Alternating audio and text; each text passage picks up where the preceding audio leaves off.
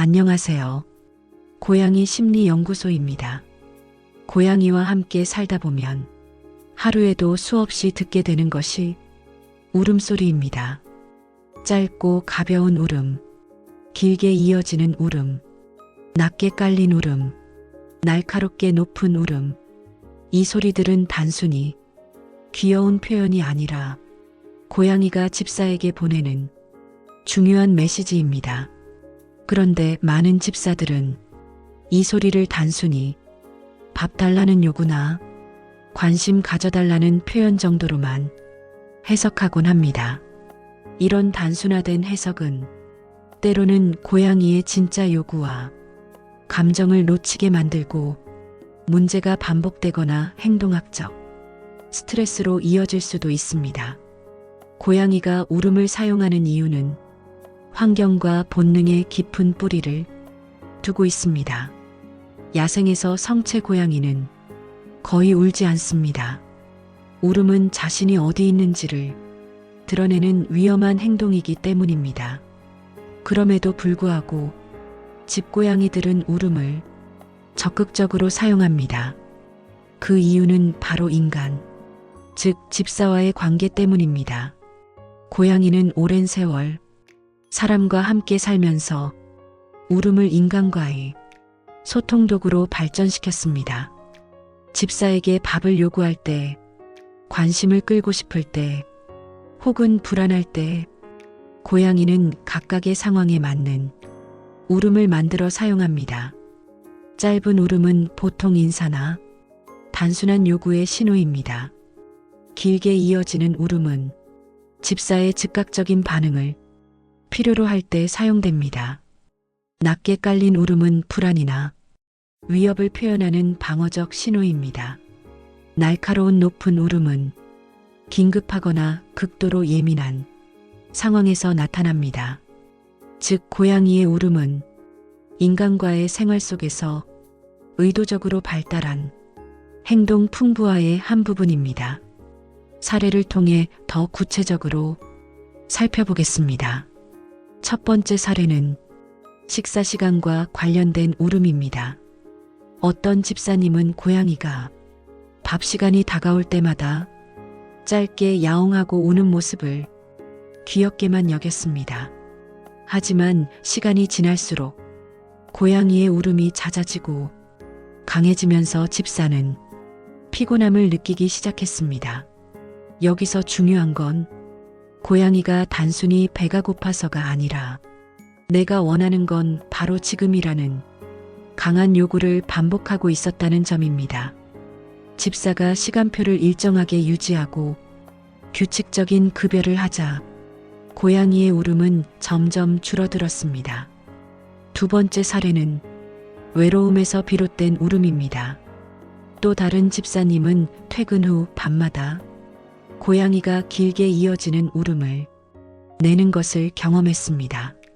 처음에는 단순히 야행성 습성이라 생각했지만 실제로는 낮 동안 충분한 놀이와 자극이 부족해 밤의 에너지가 폭발하면서 울음으로 표출된 것이었습니다. 집사가 낮 시간에 놀이 시간을 늘려주자 밤의 울음은 크게 줄어들었습니다. 세 번째 사례는 불안의 울음입니다. 한 집에서는 낯선 손님이 방문했을 때 고양이가 낮고 으르렁거리는 듯한 울음을 냈습니다. 집사는 장난으로 생각했지만 사실 고양이는 강한 불안을 표현하고 있던 것이었습니다. 집사가 손님에게 천천히 다가오도록 하고 고양이가 숨을 수 있는 안전한 공간을 마련해 주자 고양이의 울음은 점차 잦아들었습니다. 마지막 사례는 건강 문제와 관련된 울음입니다. 고양이가 평소보다 높은 톤으로 자주 울고 불편한 듯 화장실을 오가던 경우가 있었습니다. 집사는 단순히 심심해서 그런 줄 알았지만 수의사 진료 결과 방광염이 발견되었습니다.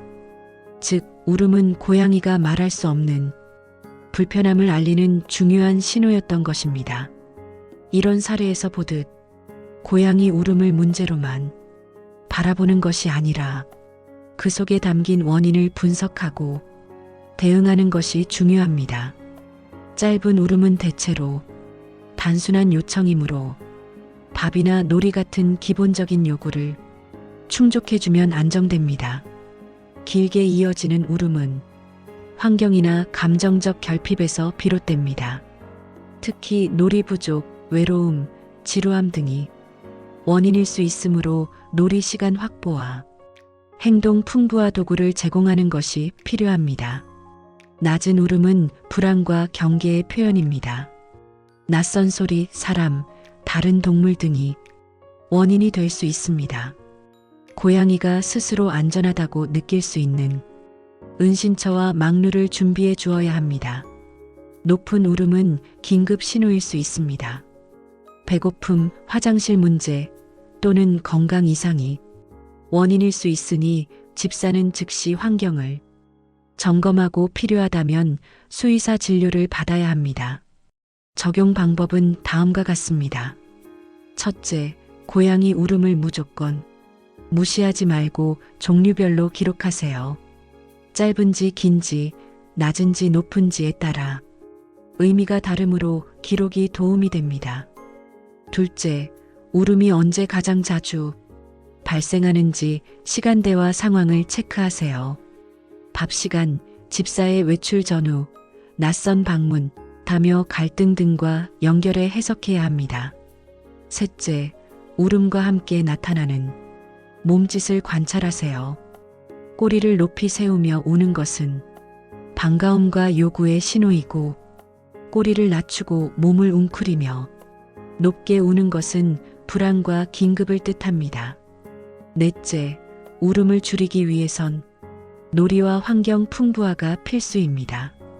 캣타워, 장난감, 창가 전망대 같은 요소는 고양이가 울음 대신 다른 방식으로 에너지를 해소하도록 도와줍니다.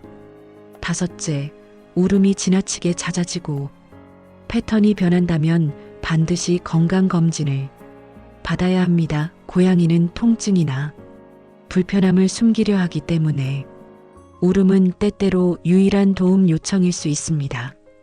결국 고양이의 울음은 문제 행동이 아니라 소통입니다. 짧은 울음은 요청, 긴 울음은 주의 요구, 낮은 울음은 불안과 경계, 높은 울음은 긴급 신호.